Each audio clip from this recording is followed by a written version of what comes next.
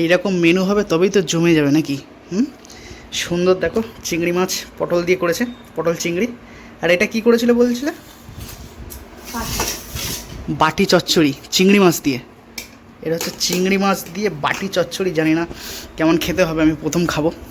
Madam করেছে। ওখানে কি আছে? সাদা আলুর তরকারি। আর ওর নিচে কি?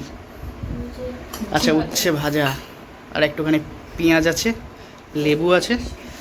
তো আজকে জমে যাবে জাস্ট, অনেক দিন পরে চিংড়ি মাছ। প্রথম তাহলে কি উচ্ছে ভাজাটা দিয়ে শুরু করে নাকি, তারপরে বাটি চচ্চড়ি? তুমি উচ্ছে ভাজা খাবে না? খাও।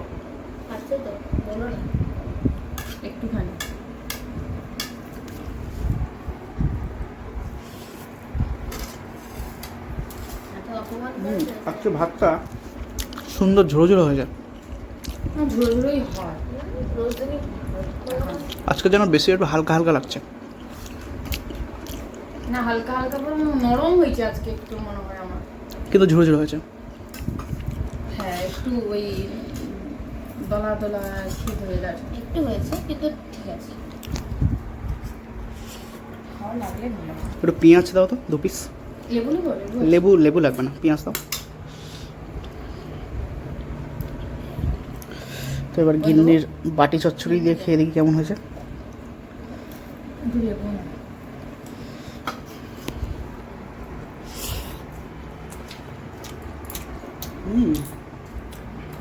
ভালো হয়নি, ভালো হয়েছে।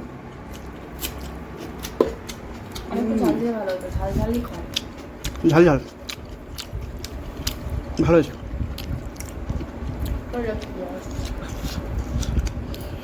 ঝাল বলছিলে যে আরেকটু হলে ভালো হতো, বেশ কিন্তু ঝাল হয়েছে। এবার বুঝতে পারছি। এটা ঝাল ঝালই খায়।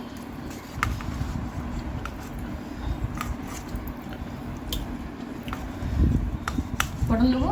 দাও। আলু? আলু কম দাও, পটল দাও।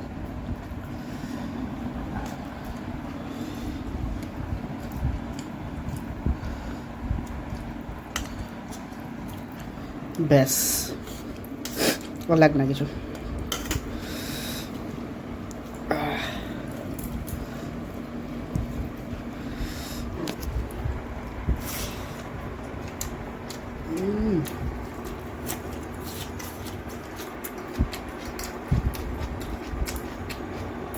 খারাপ হয়নি কিন্তু বেশ ভালোই হয়েছে।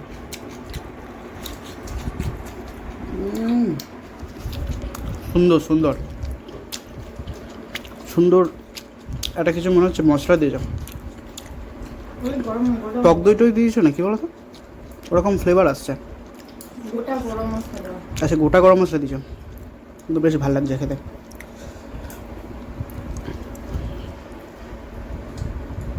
এত সুন্দর খেলাম শোনু, সত্যি মানে দারুণ লাগলো। সবার ফার্স্ট খেয়ে নিয়েছি, এত সুন্দর। না আমি ছোটোবেলা থেকে স্পিডে খাই আমি।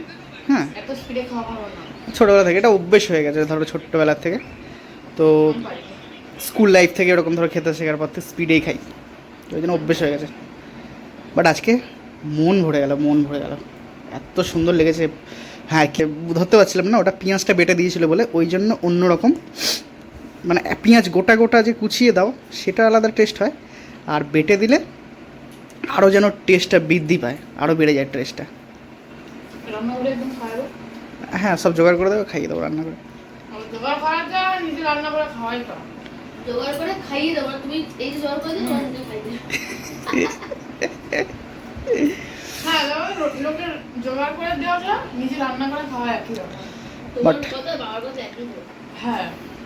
ঠিক আছে, আজকে এত সুন্দর রান্না করে খাওয়ালে বিকেলে ফুচকা খেও।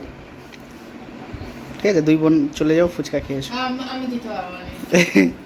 আচ্ছা তোমার কি এখন টক খাওয়া যাবে, যেহেতু ব্যথা বলে?